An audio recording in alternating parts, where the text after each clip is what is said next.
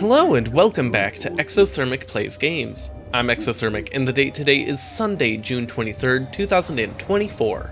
I've been doing a countdown of my favorite video games of all time through each day of the year, and coming in at number 192 is Overcooked 2.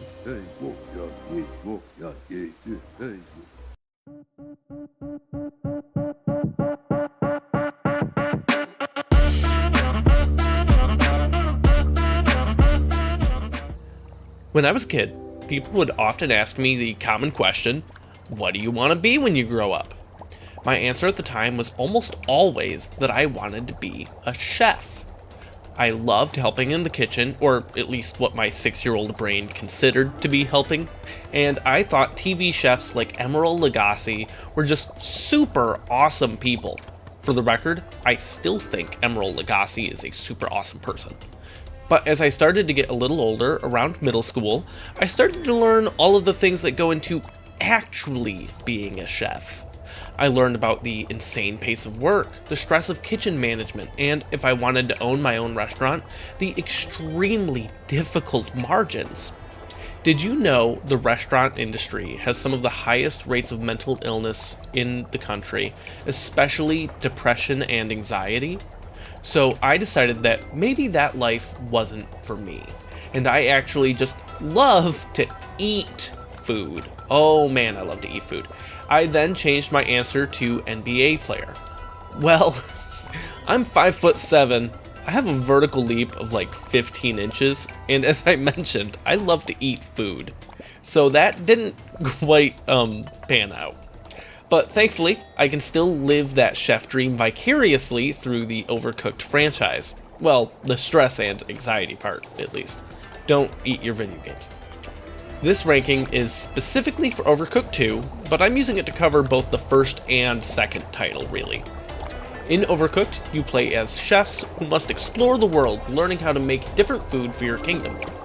In doing so, you work in a ton of locations that are only sometimes restaurants, and have to deal with some pretty unsafe work environments that OSHA would faint at. Here I am, working in a sushi restaurant. My wife and I have to prep the different ingredients and put them together on plates to serve the customers, juggling a bunch of rice timers and different meal requests. Here I am, running around a hot air balloon as the countertops slide around with open flames and everything. Notice we're also washing the dishes amidst this chaos. Here I am working in another sushi restaurant after our hot air balloon crashed inside it. See, you can see all the pieces of the air balloon. It's all there, splinters and everything. Very, very food safe. Much of Overcooked is rooted in communication with the other players and priority management with a million things all asking for your attention. While it can be really stressful, it's actually extremely rewarding when you're able to pull things off well, and leans a lot into good stress that can motivate people a lot in these positions. Or, if you're not into that, then all of your friends suck, and what are they doing, and that conveyor belt is going the wrong way. While Overcooked is definitely best played with a group of people that can handle shared stress together, you can take the burden on just yourself and control multiple characters at a time, pressing a button to switch which one you're controlling at any given moment. I think this is less fun personally, but if you're looking for a real challenge for yourself, it's there for you. But if you're able to put ego aside and accept that the game is literally set up for you to fail, it can be pretty hilarious to accidentally throw your food away for what feels like the 5th consecutive time into the river.